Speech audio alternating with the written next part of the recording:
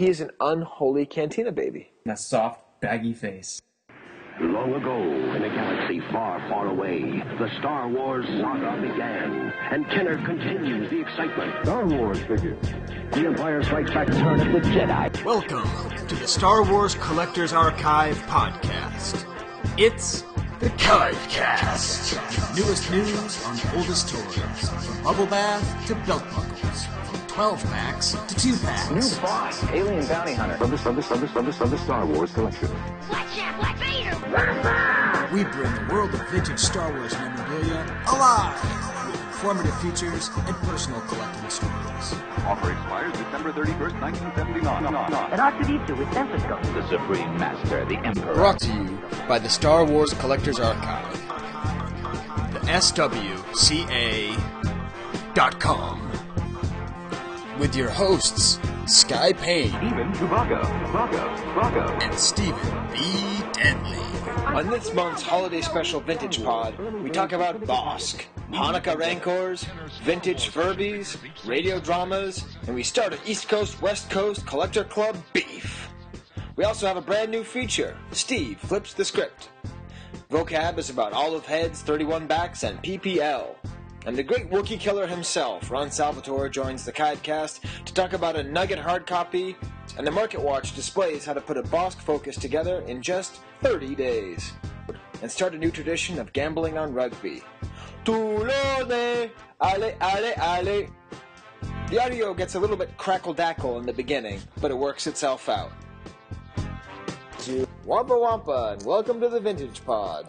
That's right, we're at the December 2012 episode. Yep, I'm actually fooling Steve here. It's 12 o'clock East Coast time. We've just finished recording the entire episode, and I think we need more energy right up here at the top, Steve. It's the season 4 premiere, so you got to come out with a punch, right? Exactly. You know, when we started, I went to my kids' recital today. It was beautiful. My son played Green Onions on drums, which is pretty cool. yeah. I was really proud of him. But I just put the kids to bed, and so by the end of the episode, I have so much adrenaline. I just want to start with that, Steve. So nothing wrong with that. So, like you said, it's the 4th season because we go by card backs, and after Boba Fett ended, we are now entering the 31 back realm with who? Bossk. That's right, Bossk. I don't like jokes about boss. I found it kind of lame. Like a boss, all those jokes. Yeah. But I did find a lot of Like a Bossk t-shirts, and those are actually pretty funny. And my wife's name begins with the letter K, so sometimes I think of her as Boss K, and then that becomes Bossk. But my movie thought for the month is actually about Bosk's outfit, Steve. Okay. My main question is, and of course you've already heard this once, but I'm going to say it's so much funnier this time. Why didn't anyone ask Bossk, what are you wearing, before he went outside? Because he's wearing this weird, it's not really a it is a jumpsuit, but It's supposed to be a spacesuit. But then, there's no gloves, there's no boots. He's got this nasty feet, no helmet. And you look around his neck, he clearly has a place where you're supposed to put a helmet. That's the padding for the helmet. Yeah, right. And when we get into vintage vocab, we're going to actually talk about a toy that has a helmet that is a Bossk. But it just seems to me that what is really going on with this figure? And so I had an idea that maybe Kenner, or I guess Lucas, was sort of updating the Snaggletooth figure, or the Snaggletooth character. Because he has the height of the blue Snaggletooth, right? And he has the sort of spacesuit and the sort of look of the spacefarer. And he's very reptilian. You compare the eyes of Snaggletooth to the eyes of Bossk, and they're almost the same. Right. But then he has the nasty feet of a red Snaggletooth. I guess that's just what makes him more alien. So, I don't know. That's kind of the movie. What do you think about that, Steve? I mean, it's a very good question. He's not wearing anything too practical. I mean, unless he stole it or, left it, he washed it the wrong way, I don't know, and it shrunk on him. I mean, it's tough to call. Yeah, I mean, because there's that great character. There's the spaceman in the cantina, and they could have brought him back. Yeah, exactly. Yeah, What's his name? He clearly has the same kind of getup. It's Bossk, right? Hey, I believe that's his he name. sounds like Bossk. Interesting. Hey, you're right. Whoa, Steve, it's a good thing we recorded this. We just made a vintage discovery. How about that? Bossk and Bossk. That must have been it, Steve. They must have tried to mate the spaceman from the cantina and the snaggletooth from the cantina. They put them together. They mixed in a little bit of an iguana. Right. Or the devil guy. The devil guy, right? Because he's kind of lizardy. There's other lizards in the cantina. Yeah, that's right. Yeah. He is an unholy cantina baby. Wow. Man, that just took it up a whole other notch. It is. Bossk and Bossk. You heard it here first, folks. That's awesome. Because, when I first talked about it, I talked about how he's the enemy of the Wookiees and stuff. And that's kind of interesting, It is cool that I should hate Bossk because he's a Trandoshan. And if you look at the Wookiee storybook, there's these lizards that take Wookiees as slaves. And part of me wonders if that's actually where they got the idea in later expanded universe to make Trandoshans the enemies of Wookiees. But that's not as interesting as Bossk becoming Bossk. Now, the only problem was it Wizards of the Coast or whatever West End Games that named Bossk? Oh, that's a good question. I'm not sure. Well, we'll have to find out. You know who could tell us, Steve? The audience could tell us by Yes, emailing that's us, kivecast@gmail.com. They can Facebook us at facebook.com. Just look up Kivecast Vintage Pod. Steve, you've been doing a good job there. You've been keeping up the pictures. Trying to, yeah. Yeah, I mean, there's always... It's better than the show notes because... Well, I don't know about that, but I mean, to me, it's just another outlet. It's the cream of the crop, and people actually comment on them, whereas nobody ever comments on the actual blog On the post. actual website? Yeah, I mean, there's been maybe a total of 15 posts in the 35 episodes we've been doing this, Steve. And maybe 14 of them were from that spam episode. You remember that? Oh yeah, oh we got another good spam recently, but I forget what it was. But yeah, so definitely check out the Facebook page. Follow us on Twitter. The Kivecast is how you find us. Our tweeter duder, he just had a kid, so he's been a little bit busy, but he's still been keeping it up. So come check us out, kivecast@gmail.com. And that's pretty much how we were going to start off this month, Steve. Feeling good? Feeling great. Should we record the whole thing over again, or just the intro? Well, I don't know. No, I think the news is pretty good, guys. Let's let the magic of post-production do its thing right now. Yeah. That's my vote. That's right. Awesome, Steve. Well, let's hit the news. Watch out! It's Kenner's News. All right, Steve. Well, we're recording this early because you're going on vacation, right? Where are you going, Steve? I'm going to visit some family over in the Hawaiian Islands. My dad is doing a little Christmas get together there, so I'm heading out next week. But I'm more excited than ever. Can't wait. Yeah, that's great, Steve. You're able to escape the terrible weather of Southern California and escape to Hawaii. As a transformation into Hopchester already well underway, or is it still Rochester? We are actually it's pretty mild here. It's cold, but it's not snowing. But we're doing the equivalent. We're vacationing in New Hampshire, so all right. And hopefully I'm going to meet up with a couple of our Kivecast buddies down there. Cool. I need to email them, so. That means I'll probably forget to email them, and then I'll come back and be like... Will serve as another reminder. Hey, yeah, there you go. But it is actually currently Hanukkah, Steve. Right. And I was thinking, a lot of Star Wars memories for people, I guess this is not really news. It's memory time with Uncle Sky. So I don't have any Christmas memories of Star Wars toys. Do you, Steve? Not vintage ones, but some micro machines and stuff like that for sure. But that's sad, Sky. That just really bums me out. Yeah, well, it's funny. I think because it had already all been bought for my brothers, or whatever it is, or my parents are pretty good about getting me toys, so they just get me toys, maybe not save it for Christmas. Right. But the only Star Wars memory I have around this time of year, it was in the basement. Now, you have to understand one thing about Sky Payne. I did not understand the difference between any religion until I was about 26. I didn't understand the difference between a Catholic, a Protestant, a Jew, a Muslim, anything. So I had friends who were not what I was, which I didn't know what I was anyway. But like, I didn't understand what they were. All that I knew was that the kids who celebrated Hanukkah, who I had no idea had anything to do with anything having to do with Judaism, that they got 8 days of presents. All right. And so I just happened to be in the basement of my friend Jeff Levy's house, who went on to minor fame as being the first person sued by the record companies for stealing music. Ooh, wow. Yeah, he was like that guy who was, millions of dollars or whatever, like $470 million. But anyways, he was a nice guy, and we got along well, and I was there when he showed me his Rancor that he got for Hanukkah. Oh, nice. And I mean, I didn't know the toy existed. I had never, it was my favorite movie. I'd never seen the toy. And I remember thinking, I don't know what Hanukkah is, but it has something to do with Rancors. And I think I got a bad hand in whatever this Christmas thing is. I want a Rancor. Oh, man. So that's my memory. Nice. But it's really kind of, I don't know. It's a bittersweet memory. I still never really played with the vintage Rancor, Steve. Oh, man, we're going to have to fix that, too. Maybe at the next party. But I think probably the biggest thing that I've seen recently comes from Pete Vilmar, Steve. What was that?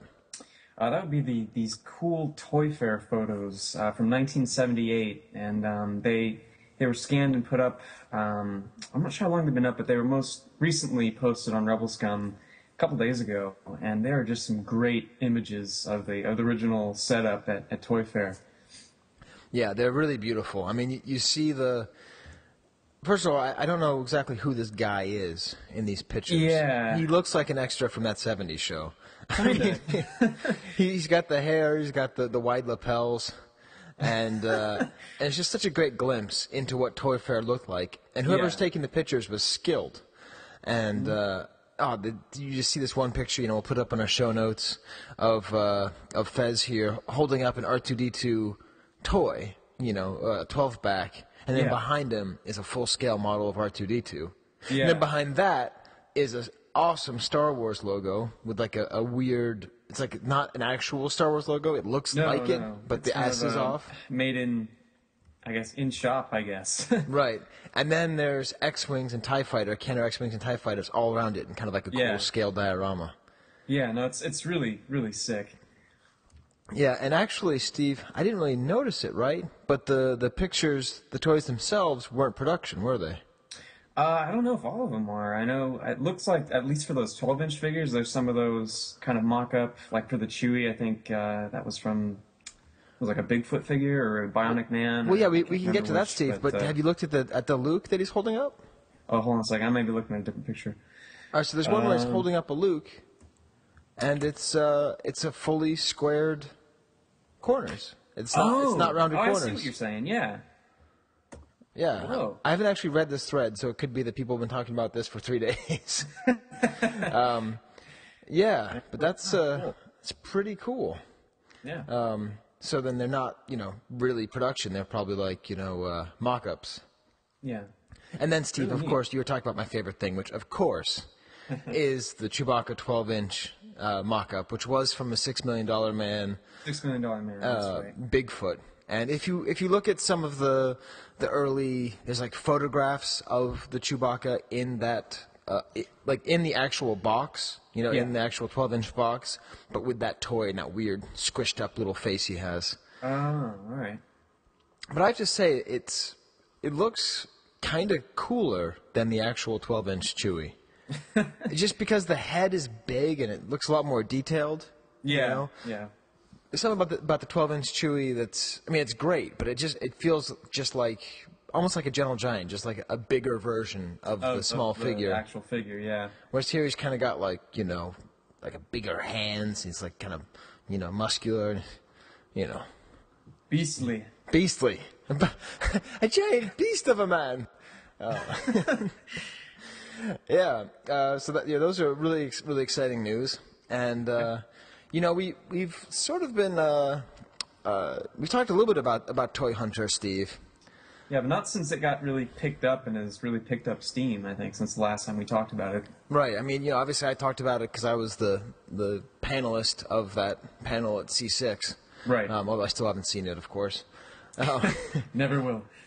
I will someday, when I'm older and I can look at myself saying, oh, I was younger then. But yeah, it seems to be doing really well. My wife thought it'd be a great idea to save money if we canceled cable. So that basically means I can't watch sports. But we have $10 more a month, so that's good. And the other thing is I can't watch Toy Hunter, so I'm kind of bummed about that. Yeah, I mean, it's gotten so big that it's even on Good Morning America now. Right, now I don't even need cable. So what's this story, Steve? So, Jordan, I think this was yesterday's, or a couple days ago. It was very recent. He was on Good Morning America, kind of appraising different vintage toys and other toys, and the Gentle Giant re-releases of the big figures were mentioned, and you made a great note here that, he's talking about a vintage Furby from 1998. He says basically all of the toys take a backseat to Star Wars, and it's still the truth, I think. Yeah, I really want to talk about that because he does this whole sort of vintage roadshow thing, which is cool. But then he makes reference to a Furby from 1998 as being a vintage Furby. Right. And I guess that must be how G.I. Joe collectors feel when Star Wars collectors call something vintage when their vintage is 10 years before that, or whatever. Just I love that how. Obviously, vintage is a variable term, but boy, calling a Furby vintage, that is just crazy. Yeah, that's scary. But yeah, then the host, this kind of, this just totally, lame dude, He used to be on ESPN. I don't remember his name, but I recognized him from ESPN. He reminds me a lot of Jim Haggerty from The Onion, if you ever watched the Today Now series. Oh, yeah. Which I think is the best thing on television or internet. I love that. But, he has that whole, but everything takes a back seat to Star Wars action figures. Yeah. Which is really great because that's really, again, we spent a lot of last month talking about the health of our hobby. I think it's, never been healthier, really, not, especially since the way things are turning. Yeah, and just seeing the Gentle Giants there, I sort of had this theory that showing Gentle Giant to just the masses really will help because it connects to that feeling that you want to get from having the old toys. Yeah. And I don't know because I've collected vintage before that, but I imagine once you buy a Gentle Giant figure, you kind of want to get the real thing. I could be wrong. You want to go down that road again. Or I could be wrong. For the first time. Hey, if you're ever listening to this episode in the future or now, and Gentle Giant led you into vintage, we'd love to know. Because that'd be an interesting story to know if someone just said, wow, this is a great sculpt, seeing it 18 feet tall. Yeah. Yeah. And also, I got an email. As you know, I'm a big fan of the folks over at the Forcecast. Yeah. And Jimmy Mack, the sound producer who does a bulk of the work over there, and it's been good to our show. He worked on something, and they've been hyping it up over there, and he said, would you please play this promo for us? Okay. So I think we will. And what it is, Steve, have you ever listened to their radio dramas? No, I haven't. Well, they are... Wait, what? I know. Isn't that crazy? You never listened to the NPR radio dramas? Not too much, really, no. Oh, Steve, actually, you know what? I listened to those for the first time doing the Grapevine from L.A. to... all right. Yeah, going from L.A. to Oakland. The Bay? Okay. Yeah, I used to listen to that all the time. Anyways, it was just this great thing that happened in the late 70s, early 80s, where NPR put on a radio adaptation of Star Wars. Yeah, I've heard about it. I have never actually heard it, though. That's cool. And what made it so great, obviously, much like the Give a Show projector or the read-along storybooks, is just how amazing life was before any home media, Yeah. Just, this is it. You got this recreation or you got nothing. You either have the little slide and you got to focus it and then you got to play the record along with it at the same time, and then when it goes bing, you got to turn the page, or you got nothing. So it came from that era, and it's just great. It's really good entertainment. And Kyle Newman, the guy who did the Fanboys movie, I'm actually trying to get him on the show because he hypes up vintage a lot for those guys. And Fanboys is a great movie, of course. Steve and I went and saw that movie. Ooh, wouldn't it be great if we could tell them that story, Steve? Should we tell our audience that story? I don't think they've heard it for a couple of years.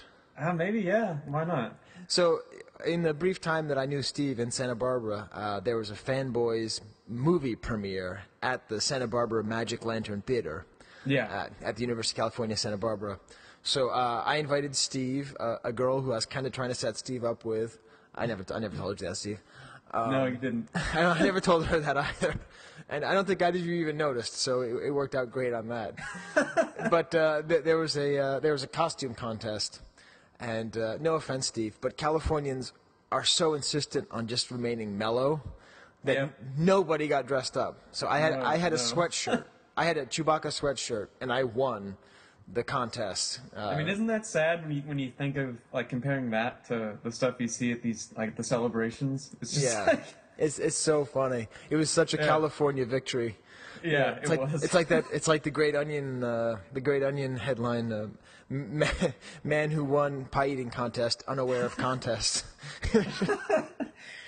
So, anyways, this guy Kyle Newman, who's he's a really cool guy. If you ever listen to the Forcecast, he does a lot of the sort of really deep thoughts. A lot of his talks about the movies would go well with our kind of opening thoughts, the kind of deeper considerations. And he just decided to make a radio drama.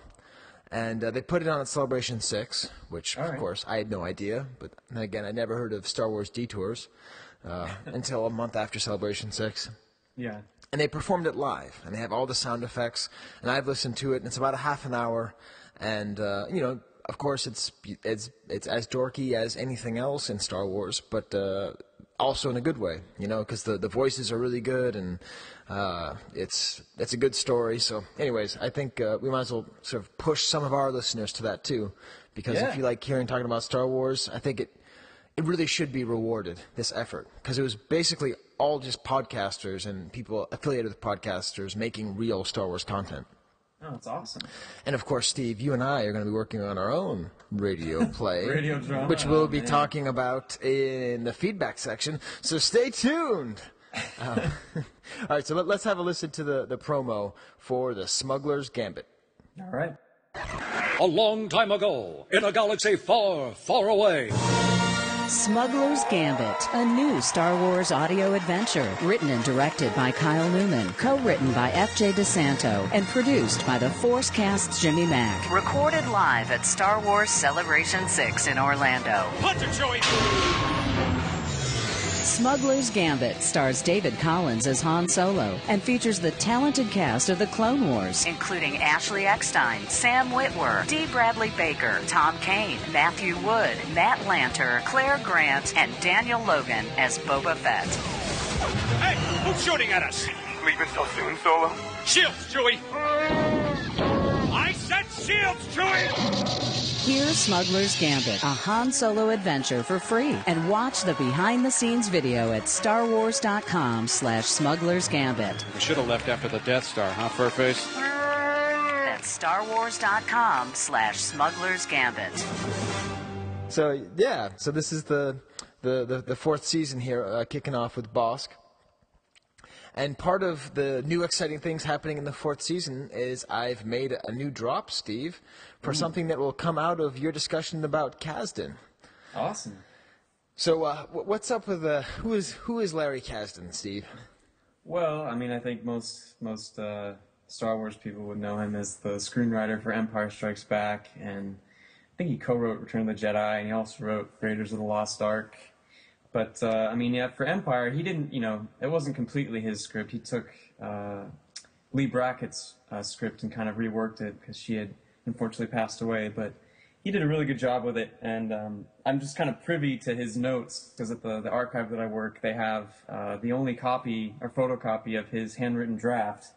And that's right. That's going to be where we introduce the new feature on the Kivecast called Steve Flips the Script. Flip the script. It's getting really, really hot in here. Flip the script. Flip the script. So let's hear it, Steve. All right. So, Bossk. This is just a handwritten note. All right. So this is scene 105, and he is described. This is like his little description of the bounty hunters. Bossk is a slimy, tentacled monster with two huge bloods and a soft, baggy face.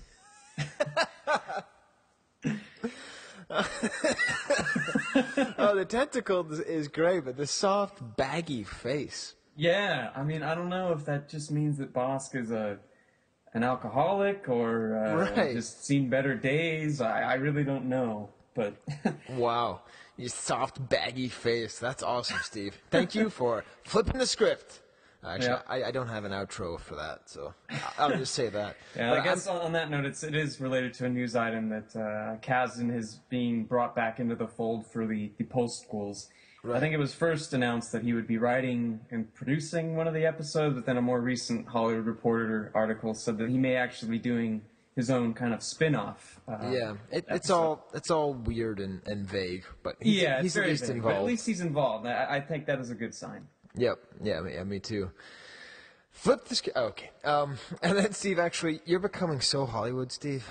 I know, isn't it sad? Because the next note, I'm going to read it verbatim, and I have no idea what it means. And that's why I put it in here. This is one of Steve's pre-show notes.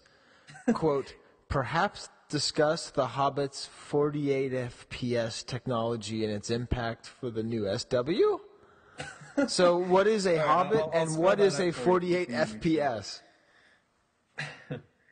All right, so a lot of people, or maybe not many people, know that the new Hobbit movie was shot at 48 frames per second, which is twice the normal speed for regular films.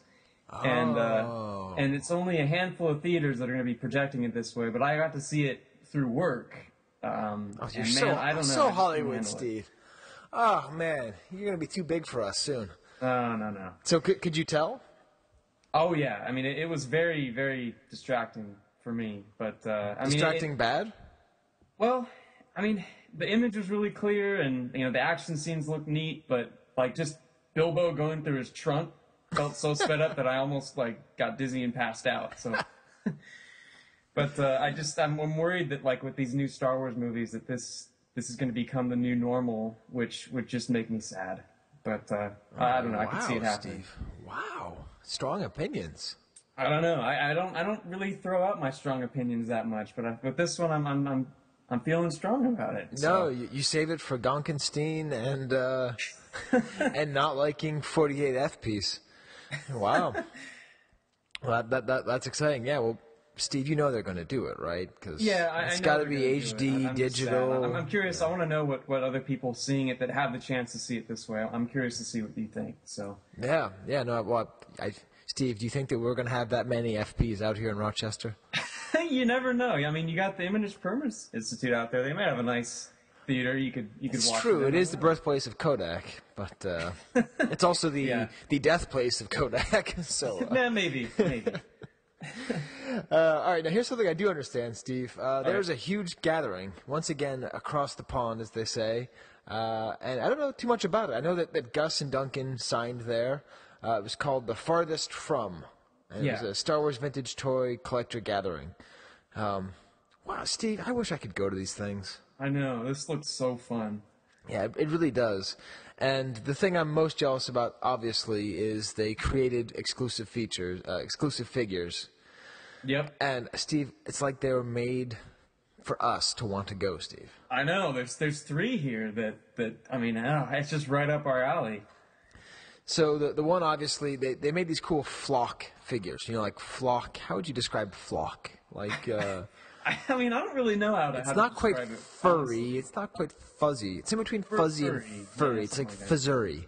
And so they made a flock baka and an Admiral flock bar, and they're just beautiful. And I'm sure I'll be able to pick one up on the secondary market sometime. Yeah. Did you see the Lobot too? He looks like he had a fro. No, I didn't see that one yet. See, look, go on their Facebook page. There's a gallery of and there would be one for Lobot. Lobot in there that has an afro. It looks pretty awesome. Oh man, that's sweet. Yeah. Yeah. So that's yet another fun thing that we won't be able to do. But still, it's just great that these things are being out there. I also saw on the forums some folks are trying to put together a collectors club meeting for Colorado and Wyoming. Oh, cool! I haven't seen that. Yeah, it's really awesome. So it seems like this idea of creating these communities that are more sort of vintage oriented, kind of niche, yeah, is exploding, which leads us quite nicely into our next discussion, Steve. That's right. And that is the collector club meetings on the two coasts. Yep. So I think we should go in origin of hip-hop order. And we'll start on the East Coast, and then we'll go to the West Coast. All right, that sounds fair. So I'd like to talk about the Empire State Star Wars Collectors Club. It was a small meeting, but it was an awesome meeting. And that's all you really need, as long as it's awesome. It was a really good start. And there's just, tons of, lots of food and talking and just toys and just all of us there, we just said, oh, right, this is why we collect. It's not to have things, it's just to talk about things. Yeah. And it's been a couple months, so I'm going to have to look at my notes to see exactly what I said there. Let's see. So Jason had a cool C-3PO case. It was a pre-production item, and it actually said 15 abuse. That's what was written on top. So it was actually a case that was used to smack, to beat up. And that made me think of the Samsonite commercial, Steve. It's before both of our times. You know what I'm talking about? I don't think so. But there's a famous line of commercials of a gorilla picking up Samsonite luggage and slamming it on the ground and trying to break it, and he can't do it. So what I would like to do is sort of take this and run with it and have Chewbacca taking a C-3PO case and slamming it and trying to break it, and see the Kenner people sitting there checking it off, saying, "Oh, it didn't break." Oh man, that's a good idea. Yeah, wouldn't that be funny? I mean, we can't really do the video, no. But I don't know. Is there a person out there who does animation? See, that would be a perfect little animated short, I think. That would be. I'm just saying because Steve, coming up soon, whenever you let me get unchained, I'm going to have my long speech about the post-colonial tension implied in the C-3PO Chewbacca relationship. Ooh, we're definitely going to get to that. Yeah, I don't think that's a Wednesday, December at 10:30, but maybe for Black History Month, because I've been thinking about that a lot lately, Steve. Drive off the side of the road because I'm thinking about it so much. Oh, man. That much. Well, don't do that. Yeah, I won't do that. But there's a lot of interesting stuff because, of course, C-3PO is racist. Right, but we have established that. I'll save it. I'll save it for. I'll save that for later. We had a long discussion about whether or not to pronounce unarticulated bootlegs as unart or unart. So I just think that's a fun thing to debate again. What's your vote, Steve? It's funny. I guess my inclination was to always just say unart, even though I know that didn't really make grammatical sense. I just thought it sounded better. Right. It sounds more bootleggy. Yeah, it definitely sounds more bootleggy. But yeah. I got news for you, everybody. Unarticulated is not how you say unarticulated in Polish, okay? I don't speak Polish, but I know enough to know unarticulated is not how you say it. So I'm going to go with unart, how Kenner really did care. He lost one bowcaster, so he sent them a letter, and they sent him a pack of 41 accessories. Oh, man, that's an arsenal. That's, man. Yeah, I guess that was pretty standard back in the day. They would just say, oh, he lost one, here you go, just take this. Take 40. Yeah, and it was pretty cool because then he would take those and he would trade the hard-to-find ones for full figures, and that's how he kind of built his whole loose figure collection. Oh, cool. So, that's pretty cool.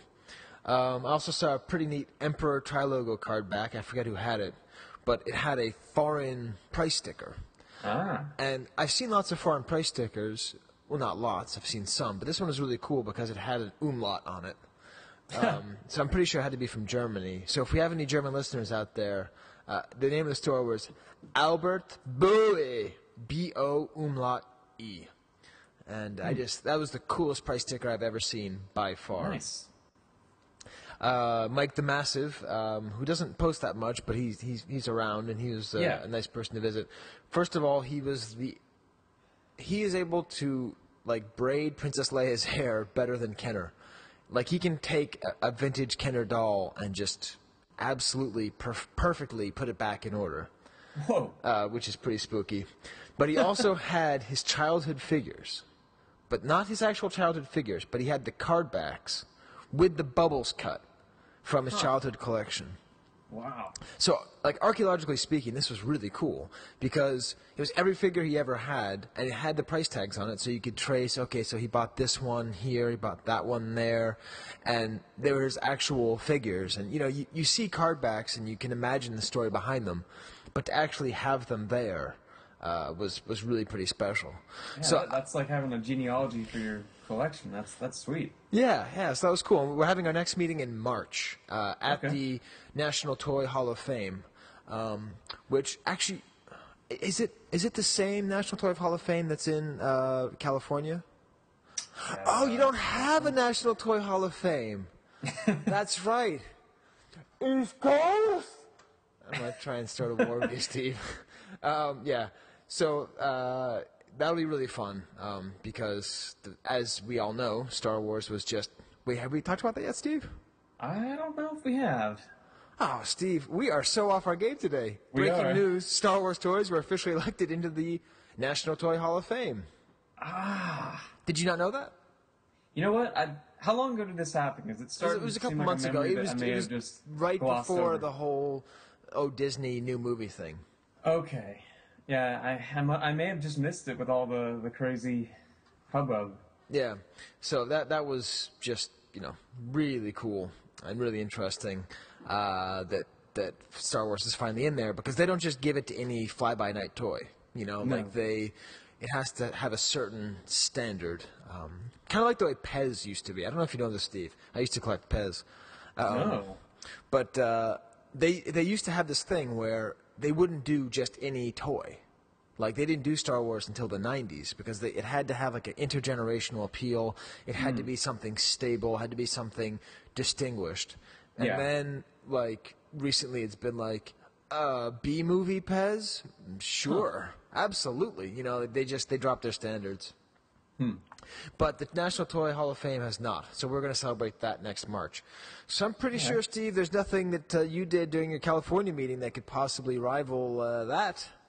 I don't know. We were privileged to visit the renowned Rancho Obi-Wan in Petaluma. That's Steve Sansweet's private but now public museum, which is just out of this world. It was crazy. But I was thinking about it. It's like we hadn't had a meeting for almost a year, and I'm like, well, if we're gonna have a meeting, we might as well make it a good one. And we actually got a record turnout. I think we had a total of 13 people there for the tour. Oh, that's awesome. Yeah, and Steve, I mean, you could tell, I think he'd already given a couple tours that week, and he was pretty wiped out. But once he got in there and started talking about things, it was like, I mean, we were there for over 5 hours, and it was just a blast. That must have been really fun. Yeah, no, I mean, it's worth the trip, for sure. So I'm bummed that you couldn't be there. You would have really loved it. Right. But I mean, it's just the sheer variety is staggering. But then I think the weirdest moment is we were walking down just a dark aisle of boxes, and I could tell that there were vintage carded figures in these boxes. And I can't remember who it was. It was either Trevor or maybe it was Phidias. They pulled out a box, and the entire box was full of carded Lily Letty figures, just in a box. No. I mean, nicely packed, but just a box full of them. I'm like, oh my god. Just crazy. I mean, it's really remarkable. Oh, that's awesome. And, that's exactly what I want to imagine it's like. Yeah. I'm sure there's lots of pogs and stuff, but still. Yeah, I mean, there's anything you can possibly think of. Just full boxes of Lily Lady figures. Oh, wow. Yeah, but on the club blog, there was too many pictures to kind of, post individually. So I posted some, but I also did a little slideshow of kind of the highlights from everyone's photos, which gives you a good feeling of the place. And yeah, it was really, really nice of them to help us organize it. And Will Grief was kind of the guy who took the lead on getting it set up, and it was great. I mean, I'm hoping we can get the group up there again, kind of make it a regular thing, because it's just a place that you could stay in for much longer than 5 hours as a collector. Oh, that's awesome, Steve. Well, good job for getting that all set up, and I'll make it out there next time. Yeah, hopefully. Yeah, that's better than the National Toy Hall of Fame. Dang. Stupid California. But yeah, well, I would. I think we only have sort of a couple of more items left of news. I think there's a pretty good. You know what? I'm going to go ahead and call it a really good podcast out there called Talking Toys. Okay. And if you like us, Steve, which, well, we don't, but other people do. We're self-hating podcasters. No, right. If you like people talking about old toys, they're a really good show. Just look up Talking Toys, and they just did a recent one on the micro collection. Oh, cool. Which is great, because probably the most common question I get asked is, when are you guys going to do the micro collection? Yeah. And the answer is, I keep thinking this book is going to come out, you know? Right, so I'm thinking of that, but we'll have to do a micro episode at some point. But until that time, go check them out. I also listened to their whole thing. They have a whole thing like, I think it was like Masters of the Universe. And like, I don't care at all about Masters of the Universe, but they go into the kind of detail where you get kind of interested in it, you know, like they tell the stories and they're collectors, and they also look from it from like a collecting standpoint, and also kind of like a play standpoint, you know, how can you actually play with them. So wow, I'm just doing lots of cross promoting. Look at us, Steve.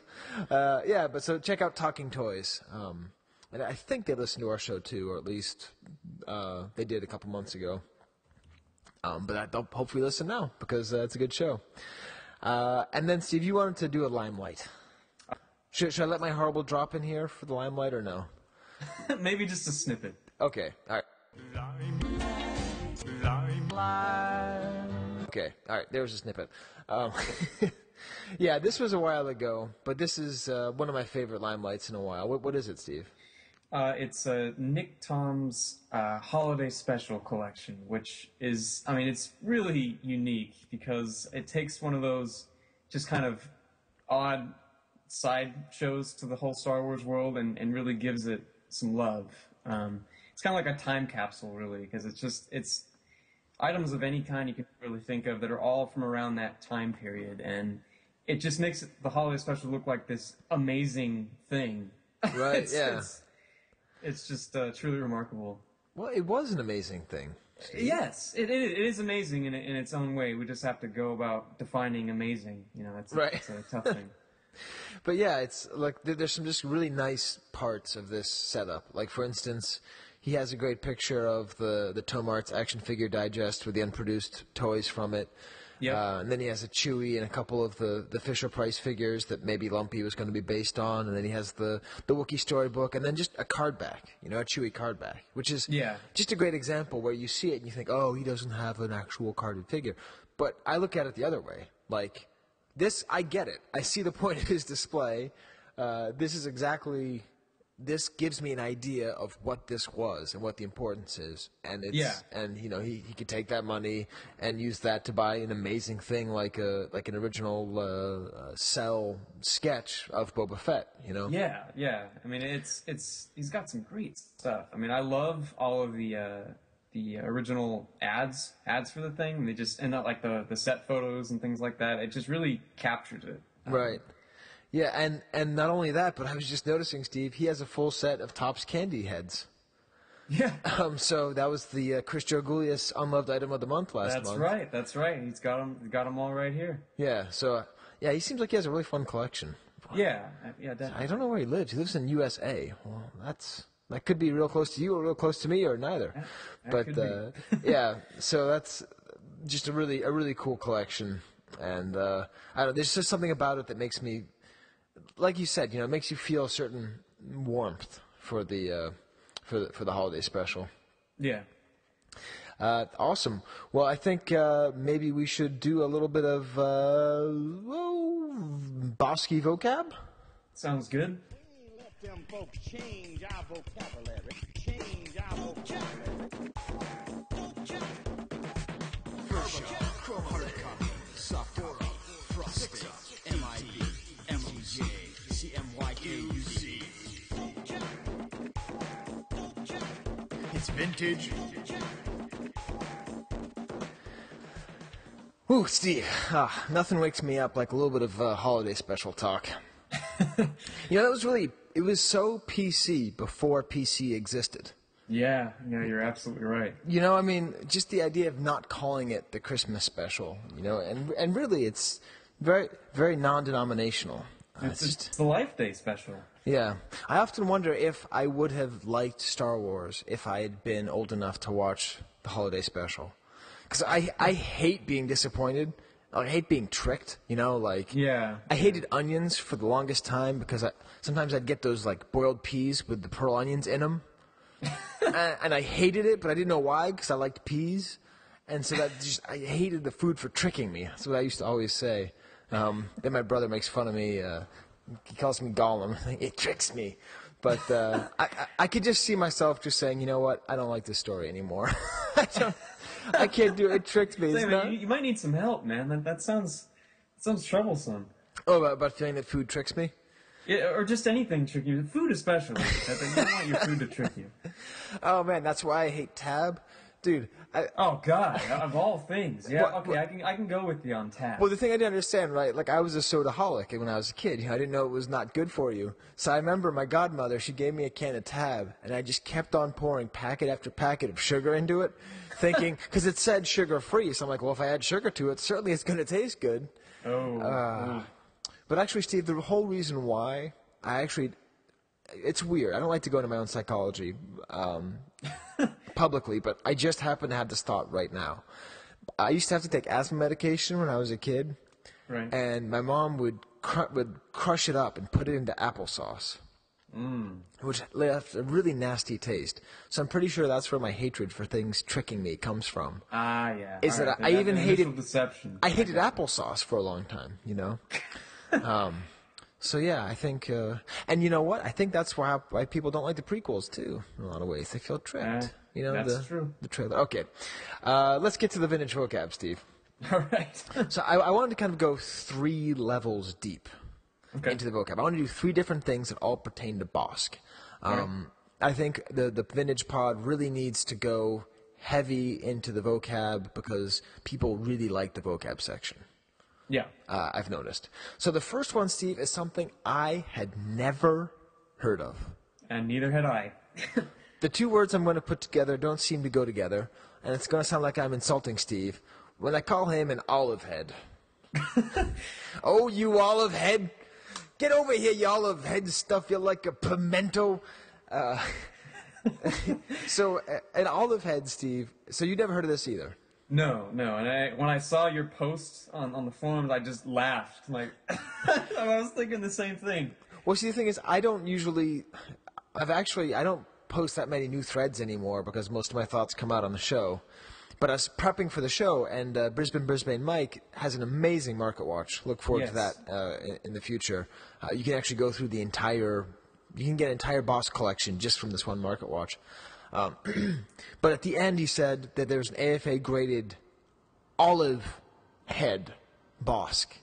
Yeah. Now, Steve, I'm cool with variations. I know about purple smock eggnots, and I know about green limb Chewbaccas and small head hands and orange head Lukes and all that stuff. But I'd never heard of olive head Bossk. So I asked around, Steve, and do you know what I was told? I didn't see your response yet. I caught it right when you posted it. What did you get some good feedback on that? Yeah, basically it's most likely not discoloration, according to people who study this stuff, but it's probably just a slightly different plastic that comes across as more green and less orange. All right. So there's a green and an orange, and then an olive is like a third. No, the green is the olive. Oh, okay. I got it. It just sounds cooler. Yeah, no, I liked. Oh no! Wait a minute. Descriptive term No, someone else says it's olive maybe instead of green. Actually, but wait. Maybe it's an olive instead of green. I don't know. Maybe there's not that much difference between olive and green, but there's definitely a difference between olive and orange. Right. So it's actually cool because my brother, who's an artist, not Lobart, but a different one, the same one who made fun of me before about my tricksy food. He once did a painting of Bossk, and he sort of showed me. He's an amazing painter, and he picked out the color. He says the color you don't understand about Bossk is it's just green. You think it's kind of yellow or kind of tan or kind of red, but the amount of green he put into this painting, and I thought, he's putting too much green, and then there it was. Huh. So there's something to it then. So little known, my brother was making an olive head Bossk. So that's the first term. The next term, Steve, is pretty easy. A 31 back. Right. So that's the new Empire characters on their new card.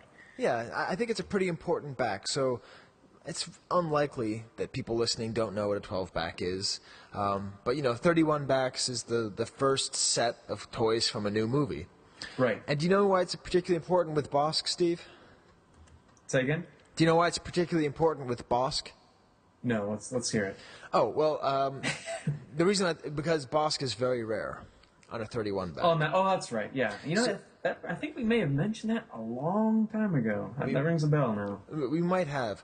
Like the first episode, yeah. Yeah, well, because they only made a 31 back for a short period of time because they were just holding back Yoda so everyone could not have the surprise ruined by the toy. Like the surprise was ruined for me when I saw that Count Dooku was Darth Tyrannical, Oh, boy. But that's a whole nother thing. I see how I try to save it by trying to sound cool by not saying his real name, which is Darth Tyrannus. I could sense the deliberation in that. Yeah, but I'm calling myself. You could not fool me. I'm calling myself out on that. I could actually probably quote every single line of Darth Tyrannus is from that entire movie. Good news, my lord. So they kept that a secret. So the 31 backs were made in, it seems to be much shorter quantities, and especially for Bossk. Right, because he was the first Empire figure, right? He was the mail-away, the secret. Right, he was the secret. So that's at least my theory, which most people agree with. So maybe it was someone else's theory, and I'm saying it's my theory.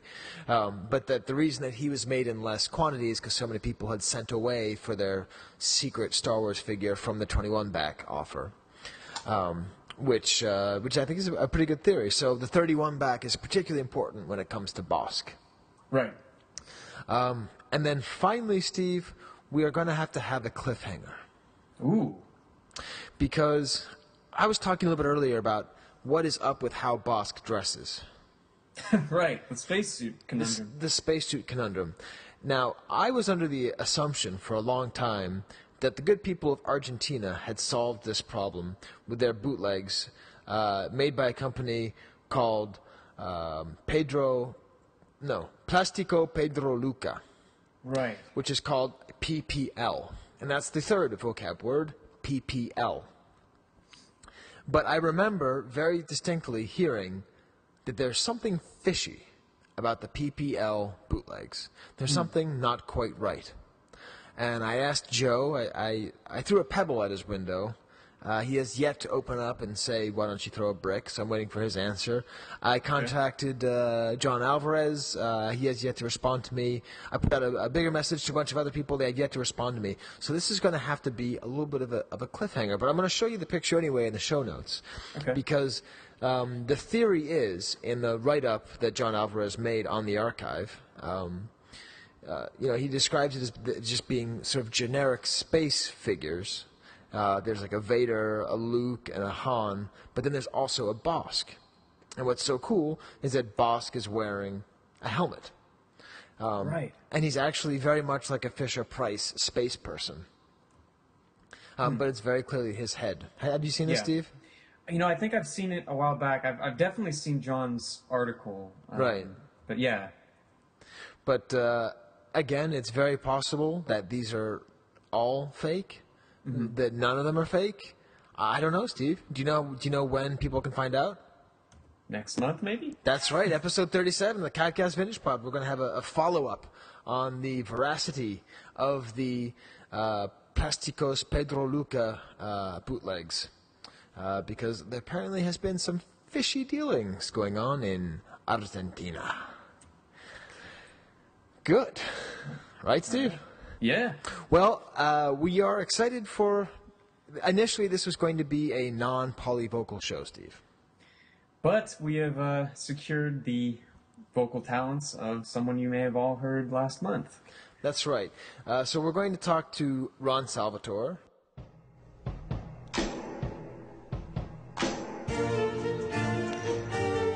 "'Tis a nugget from the archive." Yep, can you hear me? Yep. "'Tis a nugget." Hello? Hey, Ron. Hey, Sky and Steve, what's up? Not too much. Yeah, we're just kind of plowing through the episode here. Not quite as exciting as last month, but... How's it going so far? It's going all right. It'll sound better in post. We may have to re-record the intro. We sound a little sleepy, but... Oh, really? Well, this is like a regular occurrence, man. I was just on a little while ago, and now I'm back already, so... Yeah, well, it's good. You know, we were just talking, and we were saying that all we were going to do was read your writing anyway, so might as well have you say it. All right, well, that's great. I guess I can read it. I hadn't looked at that post for a while, so... Yeah, well, I'm thinking, you know, we should probably...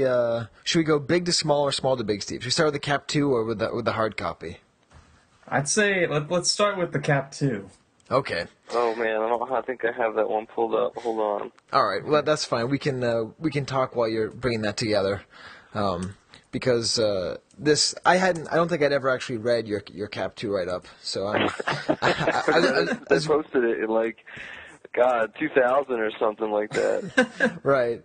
Well, I can read the catalog description before we get to your description. Okay. Crawling, climbing, flying, mini-rigs go almost anywhere.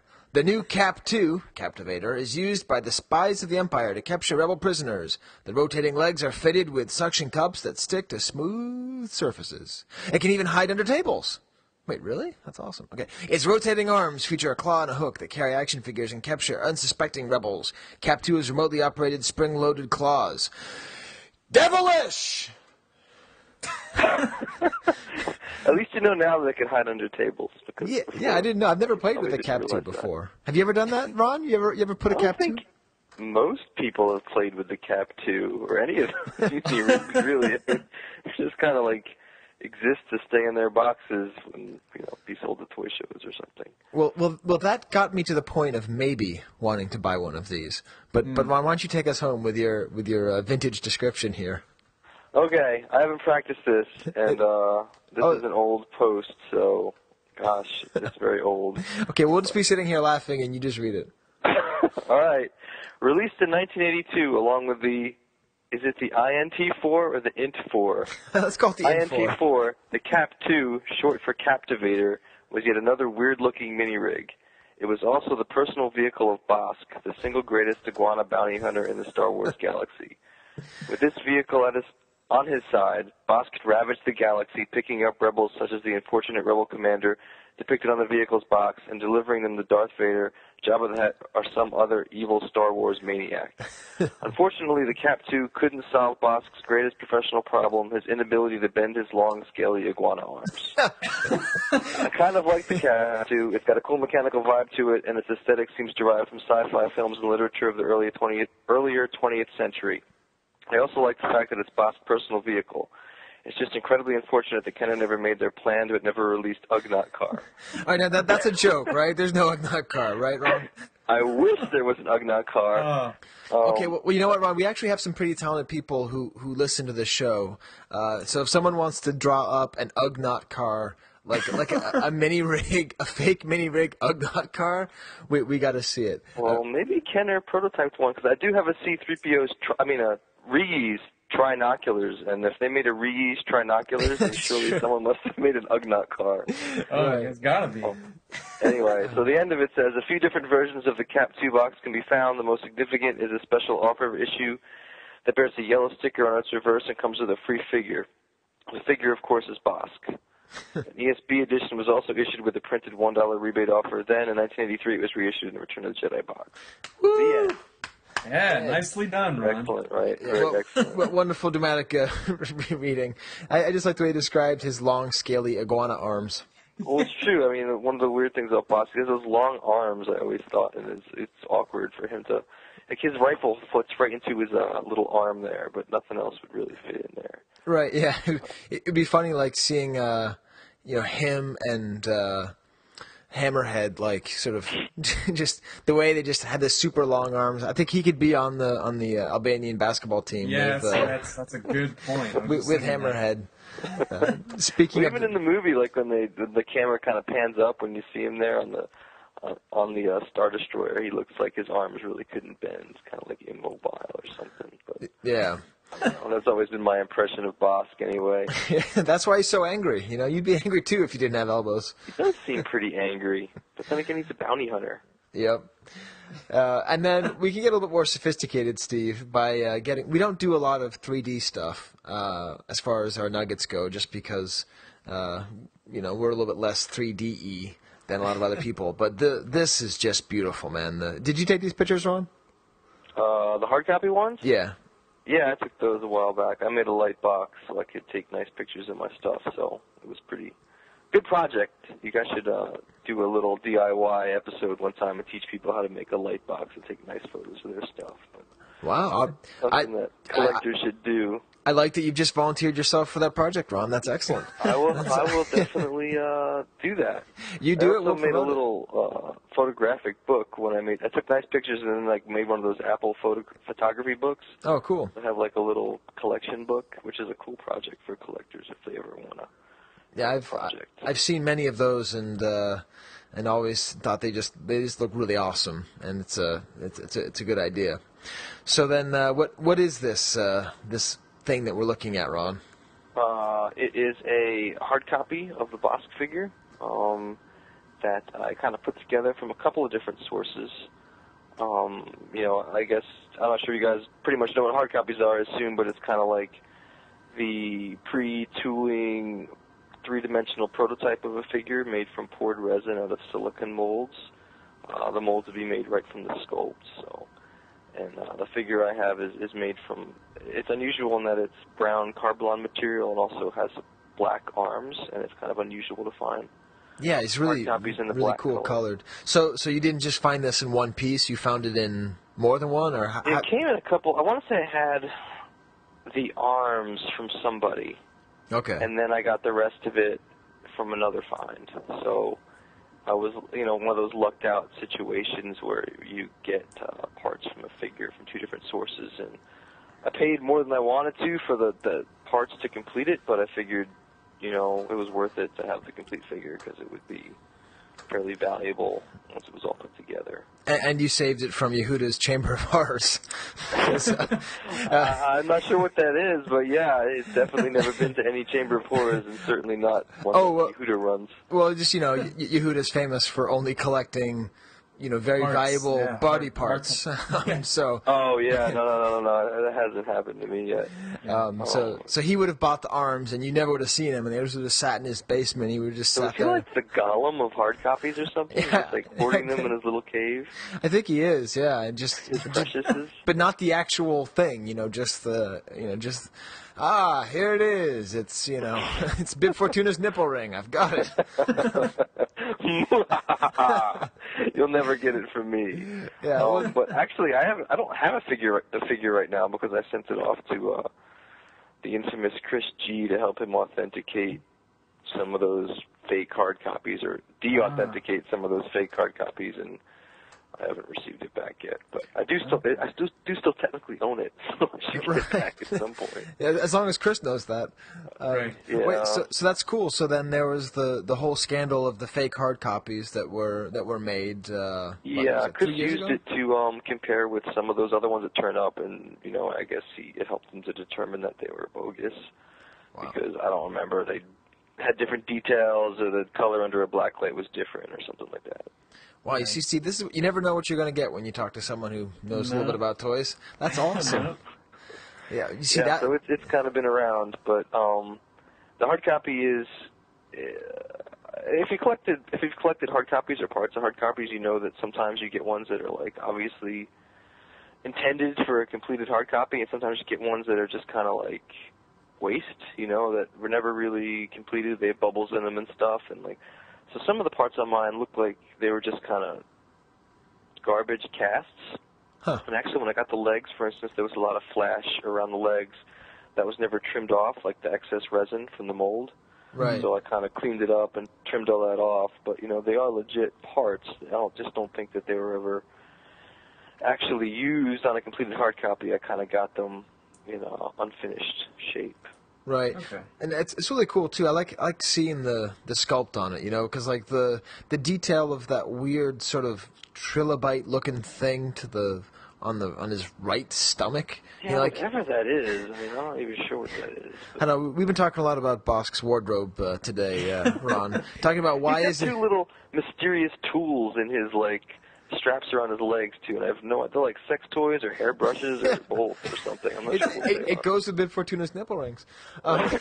Yeah, everything about him. That's my question: is who didn't ask Bossk, "Are you really wearing that when you go out tonight?" Because you can't have a spacesuit without a space helmet. He doesn't have one of those, and he's got these weird bubbles and just bumps in his spacesuit. And maybe he beat up like a rebel pilot and stole his spacesuit. It's just like a war emblem or something. And actually, he's just wearing it to humiliate those wimpy X-wing pilots. Yeah. Or B-wing pilots. I mean, it's most likely that. Steve, you don't need to humiliate a B-wing pilot. It's already done. It's gilding the lily, we call it. But the other thing I was thinking about with his arms, maybe that's actually a regular-sized flight suit, but just his arms are so long, that's how much sticks out. If you're a fairly tall guy, it's really hard to get a shirt where your wrists aren't completely showing. So maybe that's actually just a regular thing. He's just got those freaky arms. Well, his arms, whatever those things are attached to his legs, his arms come down right to those things. So maybe they're like weapons, like ninja stars, that he can just whip them out when he wants to and kill people with them. Yeah. He doesn't even have to bend, He right. kind of take him out like a gunslinger does a six-shooter. Right. Yeah, awesome. Well, also in here, because I guess you're getting too shy to read yourself. I do really like how you refer to Bossk's importance. The character. Should I read this or sure. what? It starts with the character has. I thought it was a good description. Oh yeah. Should I read this whole thing or what? Yeah, just start it with the character has. Oh, okay. The character has approximately... Sorry, let me start again. The character has approximately 2 seconds of screen time in the movie and looks like a sleaze stack, but Star Wars collectors love him anyway. This is because he's a bounty hunter and Star Wars collectors are nerdy enough to think bounty hunters are cool. That's very true.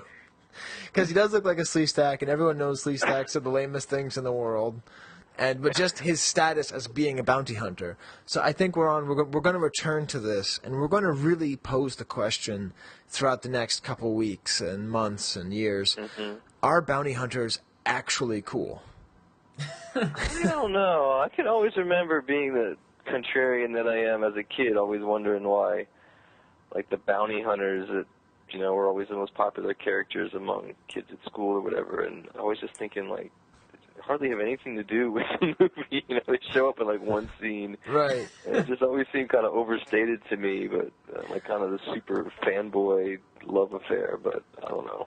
Yeah. Well, there's our. I guess compared to B-wing pilot, they're cool. Yeah. Exactly. Oh no, Ron, that's just going too far. You got to be nice to Steve. Come on. We don't make fun of the B-wing pilot on this. Oh wait. Sorry. Awesome. Cool. Well, yeah. That's. Wow, Steve, yeah, it is funny how much better our show gets when we have other people on it. Yeah, it's the absolute truth. Yeah, but I'm glad you guys are doing Bossk because, he needs to have attention paid to him. He does, and especially Boba Fett gets all the attention. He does, especially the cap, too. I officially want one. That is Bossk's vehicle, man. And, it is. If there's anyone out there who has an extra, cap 2, just let me know. Just, out of box. But I want to get it and stick it under my table. That sounds so cool. They should do an Empire Strikes Back special edition where after the scene where Bossk's in, his big moment where he grunts at that Imperial guy. Right. The camera should pan over and you should see the Cap 2 just sitting there parked on the side. Yeah, he just jumps in it. Maybe he has a little flying robot And right next to it is an Ugnaught car. There it is. Yeah. Oh, the Ugnaught car. Maybe call the UG the UGX or something like that. Yeah, see, you have to have the acronym. Yeah, that would be awesome. It has a pig snout on the front. Awesome, Ron. Well, I think we'll get back to recording the rest of our show. All right, man. Thanks for having me. Yeah, thanks for coming back on. All right, and talk to you guys soon. All right, sounds good. Bye. Bye.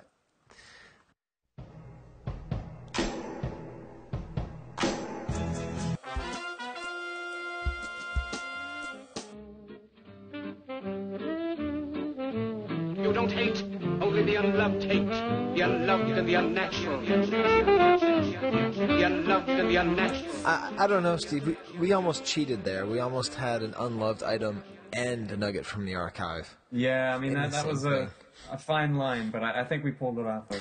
Well, I think the reason we pulled it off is because in many ways those write-ups are a nugget. And to be honest, the way that it's said at the very end of the Sears catalog, devilish, like it really does say that. Like I didn't come up with that. No, it's which is just great because that kind of editorializing is really fun. Yeah. And also, what was the Cap 1? That's a good question. I mean, whose ride was that? Yeah, that could be the eggnog car. So yeah, I love what you've picked out for unloved items. Okay. And I love them even more than the Cap 2. Part of the reason I love them is that we got them from the archive, and there's very little on them. So let's get to our cool unloved items. So Steve, how did you frame these for me? All right, so I was thinking about it. It's Christmas time, it's Hanukkah time, it's gift getting time for kids, and I'm just thinking of kids in the 80s where they have seen the TV commercials for Star Wars toys. They're probably stoked out of their minds to be getting some for Christmas. But you know how sometimes when you're a kid, you'll get gifts that, you know, they're good efforts, but they just really weren't what you were hoping for. Right, like hey, it's the thought that counts. No, wait, actually, it's the thing that counts. I don't want thoughts. Exactly, yeah. I mean, so, you know, for the 5 to 8, 10-year-old kid, I don't think they're really going to want a Luke Skywalker belt kit with... Now wait. That sounds cool. If you said to me, Sky, would you like a Luke Skywalker belt kit? I'd think, okay, it's going to have a lightsaber. It's going to have a gun. It's going to have a grappling hook. This is going to be awesome. See, we're starting to get into that dangerous territory where you're going to be deceived again. So if you need to step back, just hold on. Me. What the actual item is a nice little dop kit with Luke's soap, shampoo, bubble bath, and an orange comb. And I mean, it's you know, one of those great items posted by Duncan Jenkins, and it's from 1983 from Omni Cosmetics, which just, I mean, it's thrilling. I mean, just think of ripping this thing open and here you go, Sonny. I know you like the Star Wars. Here it is. It's your Luke Sky person. It is pretty cool though, the orange soap with the X-wing in it. Yeah, no, it's. I mean, taken at this level from 2012, looking at it as an adult, it's pretty neat. But man, if I got this when I was like 7, I would be really. I mean, I'd be bummed. Yeah. But, well, you'll have to let us know in a couple of years if you get it. I know, and actually, I'd be thrilled now. No, the joke is that you're not 7 yet. Oh, right. It's hilarious, right? Yes, it's very funny. You know, it never gets old. No. Much like you, it never gets it never gets old.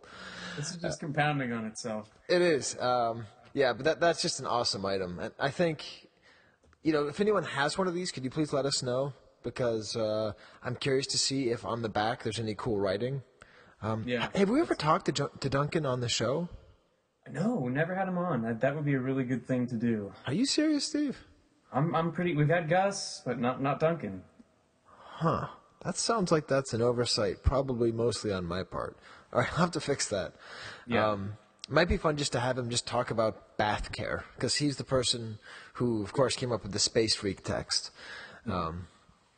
So, all right, so there's your first item of Christmas disappointment. And for the next one, we're going to have to go to another country far, far away. That's right. Going to Spain. This is I'm not sure if this must be the company. I don't know. It's Cheeky Diana. Cheeky Diana. Yep, that's the brand. Okay, it's a Droids R2 and 3PO fuzzy dartboard. Yes. From 1985, so this is a little bit further down the line, maybe when they were really pulling for straws. But this thing, I don't know. It just seems like one of those other, that you just see it the last minute Christmas gift, like, oh yeah, it's Star Wars, just grab that. Yeah. And that'll be yeah, the it'll kid likes Star Trek, let's get this. Yeah, but I mean, looking at it, it's really funky, but awesome at the same time. I just couldn't see, compared to like, you know, a snow speeder or something like that. This just wouldn't be nearly as exciting on Christmas morning. But you know, you never know. Well, there's a lot of cool things about it. I think we never had James Gallo on here either. No, we did have him on, right? I don't think so. Well, anyways, he collects a lot of the Spain stuff. So the Droids cartoon was way more popular in Spain and in Brazil. And this is just proof of it. This is a really cool item as an adult because, you know, it's made in Spain.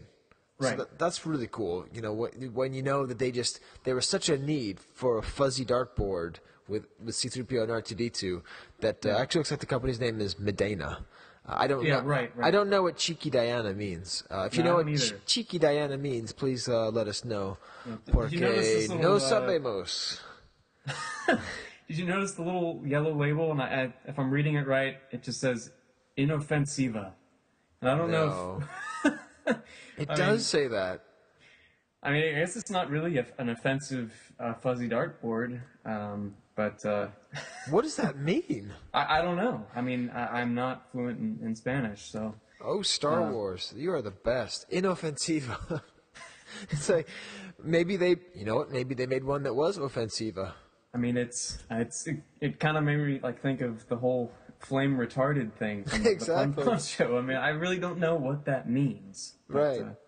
Well, again, if you are completely fluent in Spanish, let us know. And speaking of toys that trick you, Steve, have you ever played with a fuzzy dartboard? Not a Star Wars one, but I have played one with much disappointment because they didn't really seem to stick. Yeah, they never stick. They never stick. And if they do stick, then they're impossible to take off. Yeah, see, that was kind of like my line of thinking with this. It's like it's something that even if you open it up and try to use it, it just doesn't really give you much. But as a piece of pop art, it's wonderful. It's excellent, yeah. Now, Steve, we're never going to run out of unloved items. No. I mean, that was two, and it's so great. What an awesome hobby we have. Wow.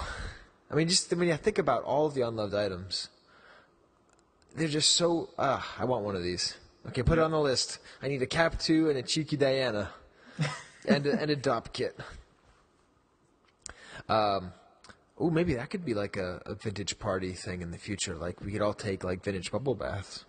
I don't know about that. Or we could drink vintage bubble bath. Well, then... All right, Steve, I'm going off the rails. Cautious maybe. Yep, I'm going off the rails. So why don't we... What's left, Steve? This has been going by pretty quickly. Yeah, we've been doing all right, plugging along. We got some markets to be watched. Oh, yeah, we got a super-duper mega market watch. It is a mega, yeah. Yeah. All right, well, good. Well, why don't we hit the $1 Vlix market watch?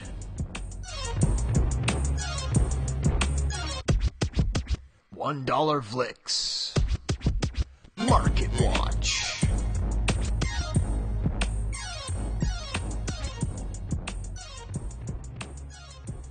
Hi, this is Chris Georgolius. If you're like me, you think the market watch is too long. So feel free to fast forward to the end of the segment at 1:41:30. I'll see you there. All right. Well, last month it definitely didn't feel right not having the Brisbane Mike and the Fantastic Pete market watches. No. But boy, have they compensated with a crazy awesome run. Yeah. So should we start with Brisbane or should we start with Pete? I guess. Why don't we keep the Bossk thing going? Let's go with Brisbane. Yeah, I think we can finish up with Bossk. Yeah, we'll put some closure to that. So what's really cool is that he points out that you could have basically completed a Bossk run in a month. Yeah, isn't that? It's just insane. Yeah, and really not too much. So why don't you think about how much that might cost? Just kind of have that in your head and see what it's going to be. I personally have no idea, so let's explore this. So he starts off with one of these 31 backs I've been talking about. Right. That Brisbane Mike himself bought. So I think it should be stricken from the record, but that's okay. No, I'm kidding. And he bought it for $499. It was an AFA 80. And it looks like a really nice figure, and like you were talking about earlier, it's got some significance to it. Right, and I've owned two. I've only ever flipped two items. I've only ever bought two items with the specific purpose of flipping them in my entire collecting. The first one was a 31-back Bossk, and the second one was a 31-back Bossk. It's the only thing I've ever flipped. The first one was by mistake. I didn't know. I just thought it looked cool, and I bought it for my nephew, and then I was offered $400 for it. It was like a beater. And then the second one, I wound up using in a trade. Okay. So, but that was actually, someday we'll tell that story, Steve, because there's a very famous collector who's extremely sketchy, and he was selling one for cheap. But it was very unclear if I would actually get it because he was well known to have turned to the dark side and become a scammer. And so I was trying to figure out, am I going to be praised by the cosmic collecting deities for my bravery or punished for my greed? And, well, ultimately, that wound up being traded for a piece that was ultimately traded for the famous cromolin that is now sitting 10 feet to my right. So I was praised for my initiative, Steve. Good deal. And then he has another 31 back, ungraded.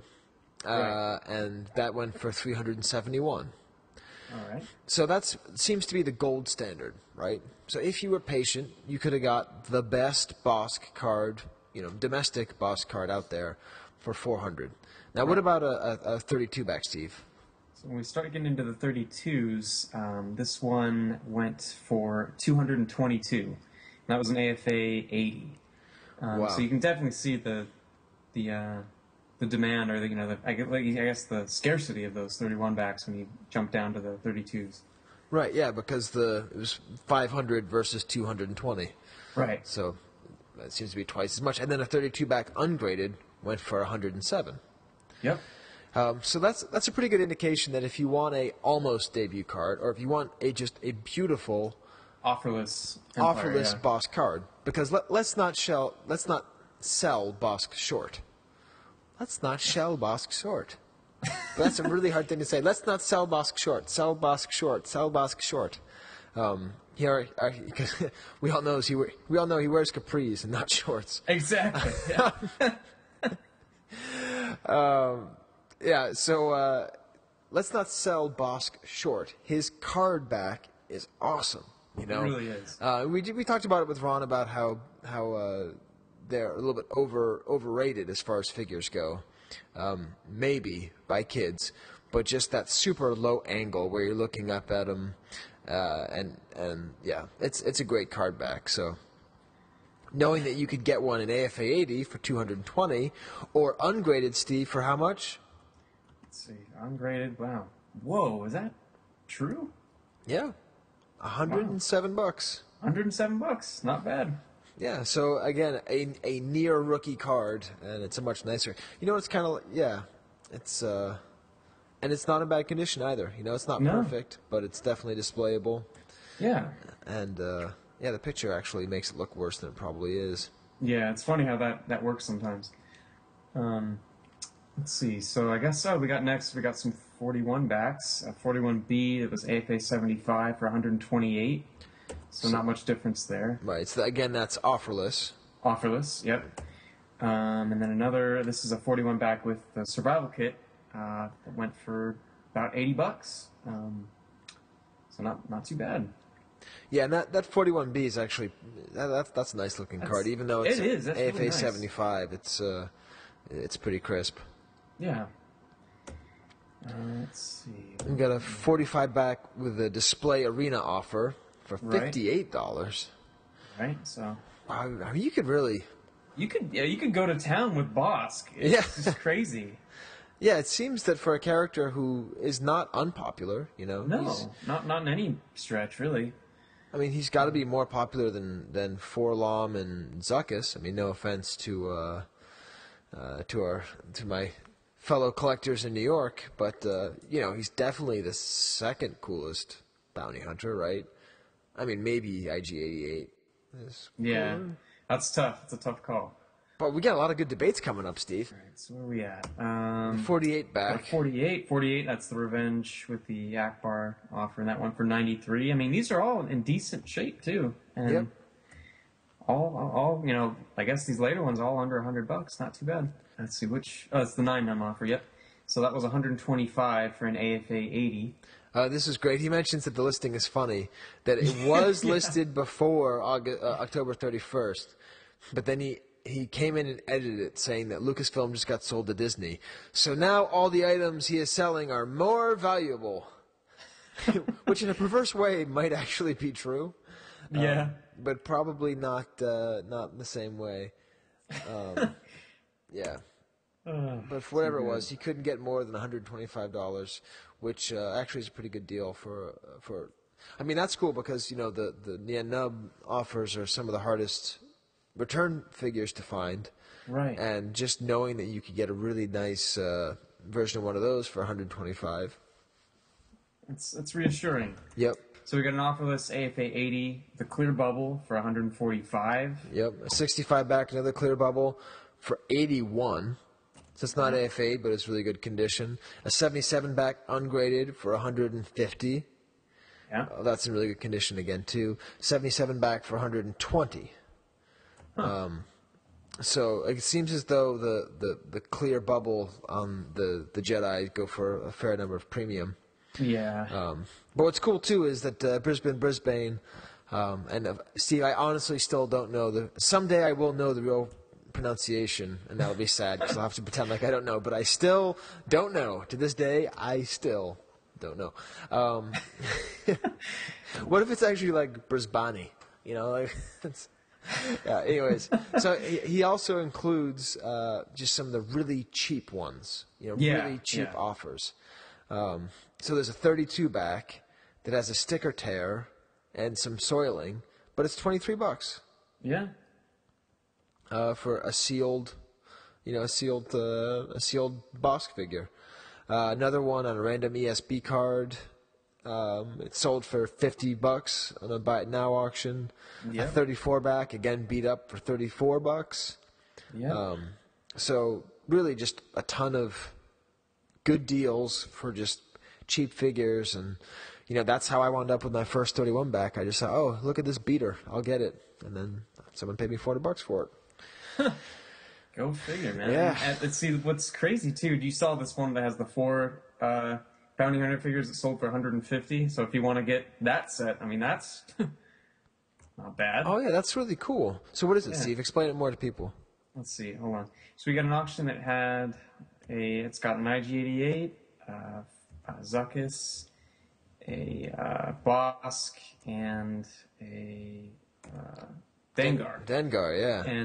And it's they're not they're moderately looks like conditioned carded figures, and the lot sold for 150. Oh, that's nice. Yeah. Huh. Not bad. Yeah, so it seems like a really bad way of listing them. But oh well. Maybe now it might have something to do with it, I guess. And I guess it wouldn't be right to not discuss the Bossk mailer because that was his genesis, really. So right. AFA 80 sold for 230. Well, that seems pretty high for that. Yeah, I mean, I guess I haven't really paid close attention to graded mailers, but I mean, it's crazy. It does look like a little museum piece. It's got the little flyer in there and the booklet and the figure. It's nice. Yep. But man, yeah, $230. Yeah, I've always wondered if I should get one of those because I have this sort of side focus of 21 backs.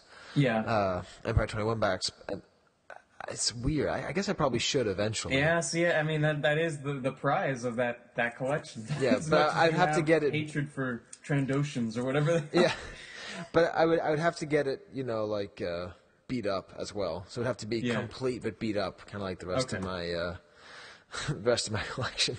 Yeah. And then finally, what came up and really confused me was an AFA U90 olive head for $353. Steve, I don't like it. What in the world? I don't like it. So if it wasn't you graded, I wouldn't care. But someone took. First of all, I don't like that there's that big of a distinction between olive head and orange head. I think that's a bit overstated. although I accept that it now exists. But just to grade it and then to pay how much, Steve, again? $353. Right. Where for $20 more, you could have got a 31 back, non-graded, in fair condition. Yeah. That's terrible. But you know what? Pretty rough. Yeah, it's not terrible because if they want, well, actually, it is terrible because they hurt the card. The price doesn't really bug me. It's more just the idea that it was sold. Right. But the main thing is, Steve, we've got to hype up the Market Watch blog more. So again, kivecastmarketwatch.wordpress.com. But now that we're done doing advertising for kivecastmarketwatch.blogspot.com, we can do a little bit more advertising, Steve. And you found this one. The AT-AT attacking Luke Skywalker's rebel base. Can Luke, in his snowspeeder, halt the Imperial Walker? Okay, Luke, here we go. Steady. Now, we got it! Will the rebels survive?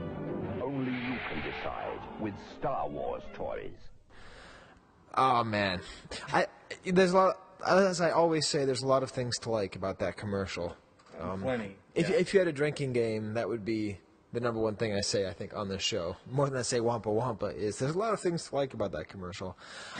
I like this steady. Steady. You know, like he's quoting the movie, but adding in his little funny accent. Yep. And correct me if I'm wrong, but did the Haunted Mansion sounding voiceover guy pronounce it AT-AT? The AT-AT. Yes, and you know why, Steve? Because What? that is actually the British pronunciation. So I all do right, accept that in the Isles, in the land where the sun never sets, you know, that... Wait, yeah. That's the kingdom where the sun never sets, and then Japan's the kingdom of the rising sun, right? Right. And America's the empire that never called itself an empire, right? Right. That's how the history books look at it. Okay. Political talk with Sky and Steve. So, I do accept entirely that the AT-AT is called, in other English-speaking parts of the world, the AT-AT. But the real domestic American pronunciation, which is correct only insofar as that it is an American product, okay? Like, I accept that it's pronounced Dr. Ooh and not Dr. Who. You know, it's just, it's a British thing. That's what they call it. I know it's Downton Abbey and not Downtown Abbey, you know? But if there was an American commercial, they would call it Downtown Abbey. You know what I'm saying, Steve? Right? They would call it, like, you know, Monty Python, you know? Not Monty Python, you know? Which is how they would pronounce it there. So, yes, they did say AT-AT. Did I go too far, Steve? No. I'd say you went just to the edge. Good. But not over. Because that's the other thing I say in every episode. Did I go too far, Steve? we'll get more to that in the feedback, because I think I have to be a little bit contrite about my musings on the Jurassic Park 3. But, so let's get to our second part of the Market Watch with Fantastic Pete. All right. And we're going to skip over his IG-88 piece, because we'll talk about that next month. Okay. But he does talk about a pretty interesting 4-pack, which is an Italian 4-pack. Right. We've talked about these a little bit before, but basically they just took figures and stapled them together. With a little sleeve, yeah. With a little sleeve. And, you know, it says, Offerta speciale per I collezionisti, is what it says. And they appear to be all Tri-Logo cards. Nice delivery, I have to say. Oh, thank you. Yes, I that is one sentence I know in Italian. The other one I know is "Io non ricordo il mio collo essendo così sporco," which means I do not recall my neck being so filthy. Have I gone too far, Steve? All right, we're there. It's all right. We're there. So yeah, so they're all. I've never actually seen the back of a 4-pack. But they're really cool seeing all the Tri-Logo stickers there. And as always, my favorite part of any randomly assorted multi-pack is just trying to create a story for them. Oh, yeah. So what is an Imperial Commander, Princess Leia on Hoth, Darth Vader, and, I don't know, Tebow? Paplu. Paplu. what are they all doing together? That's a pretty good story. And how much did that sell for, Steve? That was for 1,150. Yeah, that's nice. And I think that's really a fair price, and the kind of thing where I bet that could actually sell for a lot more, just because it's got Vader in there. Yeah. Nothing else. Then another item that's almost unloved, a set of latch hook kits. These things are pretty cool, I have to say. Yeah, they're outstanding. I've really always wanted a Chewbacca one, but actually, no, I was offered one and I was too cheap to buy it, and I was stupid, because these things are great. Have you ever made a latch hook, Steve? I have not. Now, actually, the very same house in New London, actually Wilmot Flat, New Hampshire, where I used to spend my summers with my godmother, where I would drink tab and pour sugar into it. She was also something of a crafty person, so she let me make a latch hook rug once. And the feeling of accomplishment I felt was amazing. So yeah, it's definitely on my goal to get 2 latch hook rug sets, one... So you can actually bring it to life, yeah. Yeah, it's just great. She also lived down the street from Tommy DiPolo, the artist. So I remember visiting his house. That was pretty special. Anyways, and also fishing for crawfish. I don't think there's any crawfish in New Hampshire, so I never caught any. So these sold for $750. Yeah. And that seems like a really good deal. That seems like you could make your money back on that. So yeah, and they're just great pieces, and you don't see them. There's 2 R2s. I didn't realize there were 2 of them from that series. Yeah, I guess he's just that popular. Yeah. But it's neat because you can see the shading on the one where he's at a certain angle. You can tell a certain amount of pride and care went into that. Yeah. Cool. Yeah, and there's also for our neighbors to the north, a Star Wars Return of the Jedi transition Luke card. Yep, that's one of those transition cards with the sticker on there with the Return of the Jedi logo, and that sold for $700. This one looks pretty nice. Yeah, how'd that sell for so low, Steve? Good question. I don't know. It's weird. It sold through through Tom Derby's place. The collectible insurance brokerage, and those things are really rare. Yeah, some really good condition. It's Luke. I mean, it's the main character too. As Luke Hoth, so you've got the kind of double, Canadians like Hoth stuff. Or at least they should. They do, right? Isn't there a Hoth bias in Canada?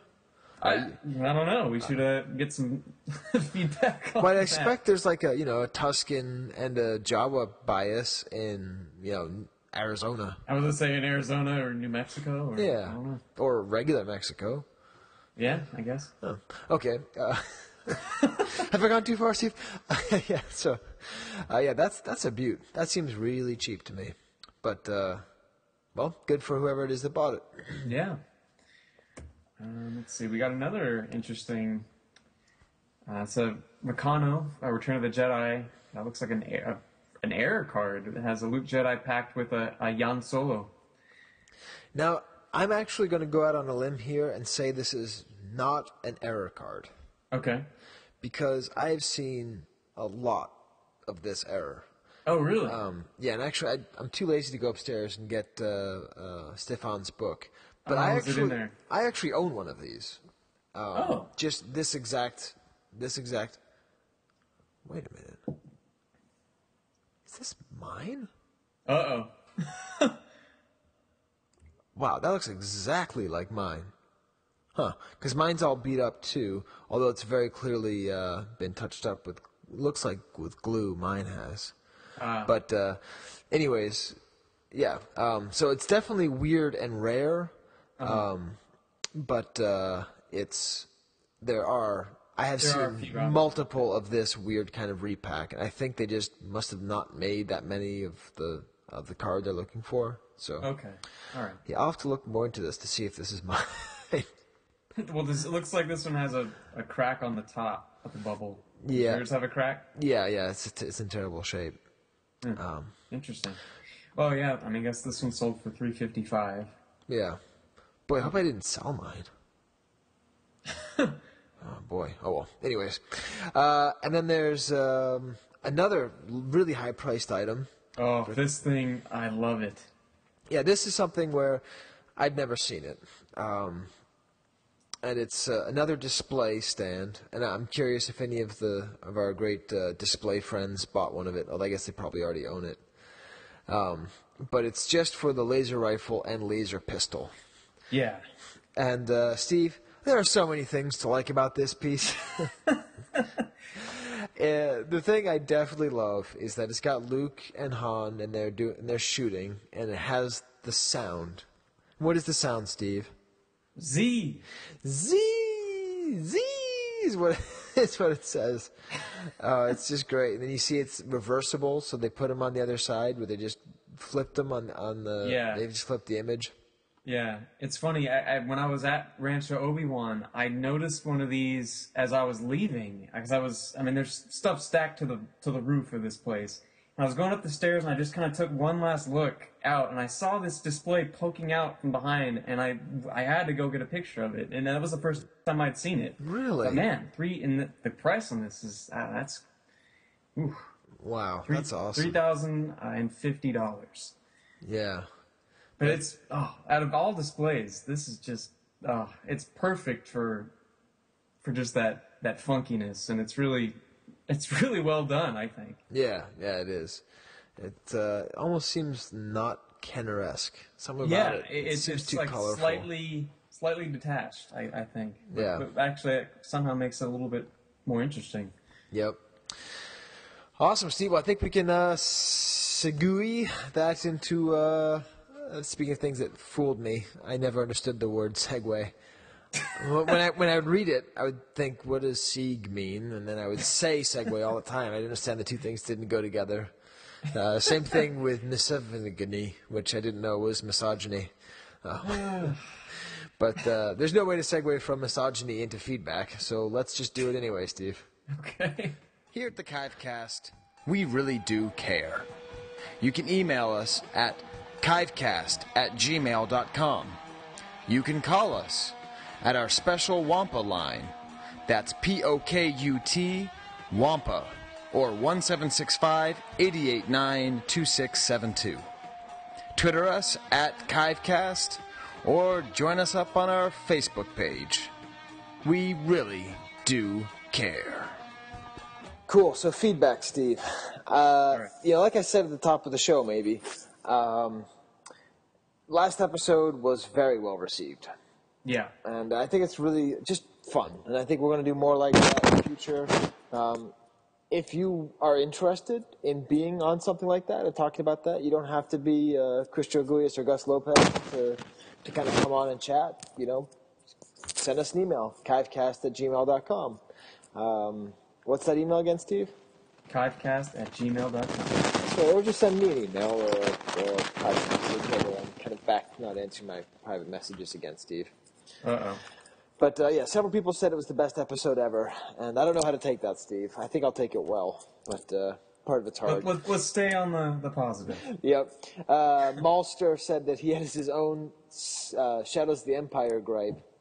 He says he turned down a Porsche Vader MOC and opted for Dash Rendar's Outrider vehicle. Oh, man. So that's pretty good. But to be fair, Porsche Vader isn't that hard to come by. They're a lot harder to come by than the Outrider. But a couple people have said that they liked the Shadows of the Empire talk. Yeah. So I think we can kind of keep that as a fun thing because no one else is going to talk about it until Larry Kasdan writes Shizor into the next movie. And definitely my favorite thing from last month has to be from the Galerie de Jahud. Oh, man. It was just a gem. So explain it, Steve. He's basically made a poster for episode 7 based on all of our roundtable guests' characters that they'd like to see resurrected. Yeah. Oh, it's got Panaka and Windu and Nien and the Dianoga, of That's course. right. It's just So classic. we're going to work on our own radio play or something based on that, based on these 6 characters and how they go together. This is what I have so far, Steve. All right. Lumpy and Kea Mall are a team, and they have kind of a will they or won't they sort of vibe. Like, you ever seen Bones? Kind of like that. or Castle. Yeah, I get you. Or if you're not a 70-year-old woman, some other show. And then I think that Nien Nunb should be like the galactic ruler. You know, he should be the new republic. Yeah. And then I love the idea of Panaka becoming a drunk because he was replaced by Captain Typho. I almost said Captain Typhoid to pretend like I didn't know who he was replaced by, but I know it's Captain Typho. So I love the idea of him just like feeling rejected and just hanging out at this bar, and then just this crashing thing comes down, and there's Mace Windu, and he's hanging out. And then I don't know where to put Dianoga in there, but I call him the Dark Lord of the Dong Ai, which is like the Sith, but they're a little bit different. I'd say maybe a little more than a little more. Yeah. So anyways, if you have any ideas, let us know, and we're going to work. By the time of Episode 7, we want to have a full, fleshed-out Episode 7 Vintage Pod style. Oh, man. And also, I wanted to say, I hope that I didn't come across as homophobic last month, Steve. Right. I don't think I did, but I hope not, because my point about Jurassic Park 3, not to get back to this, but it is an honest point. Like, I do honestly believe that there's some subversive homoeroticism in Jurassic Park 3. And that is kind of funny that such a serious thing would be in a silly movie, but I hope it didn't come across as, like I was laughing at homosexuality itself, And see, one of my favorite things was from Isaac Liu, who may be able to explain to us the Spanish, because he's definitely bilingual. Yeah. But he says he doesn't usually have time to listen, but after hearing that episode, he's going to try to from now on, saying he really enjoyed it. So that's great, because he's an actual editor on the archive, and one of the lines I cut out of last month's episode was, "I never expect anybody to listen." But what I mean is, I don't expect I never know who's listening, so it's great to know he's listening. Yeah. And then finally, my favorite suggestion of the month.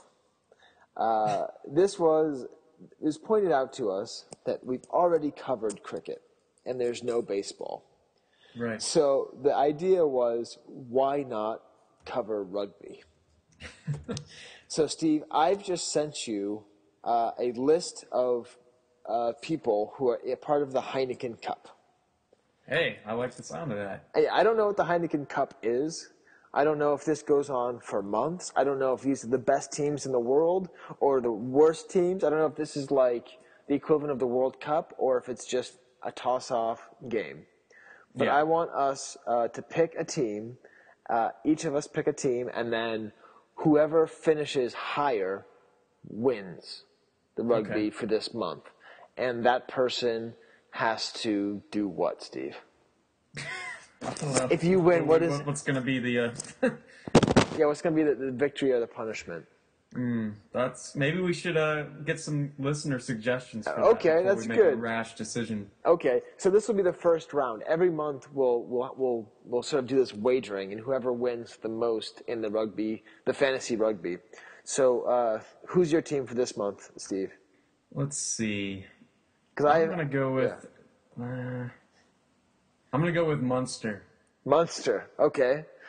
And Steve, I'm going to go in honor of R2D2, who is our Imperial Gunnery correspondent, who lives in the town of Toulon. That is going to be my pick, Toulon. Right. So that's pronounced Toulon for you Anglophones out there. So I'm counting on Toulon to trounce Munster in the Heineken Cup, and we'll see. I have no idea what any of these things mean. They call them fixtures. I don't know what that means. A typical score is 15-9 or 30-14. I don't believe that Toulon and Munster have any head-to-head matches, which is unfortunate. So that'll be fun. Something else to annoy our listeners with. And that should be that. We'll come back next month with IG88. And it'll be a new year, Steve. That's right. Well, at least we all hope so. Yeah, and we'll keep going with season 4. So wampa wampa. Adios. This podcast is not endorsed by Lucasfilm Limited, Hasbro Toys, or 20th Century Fox, and is intended for entertainment and information purposes only.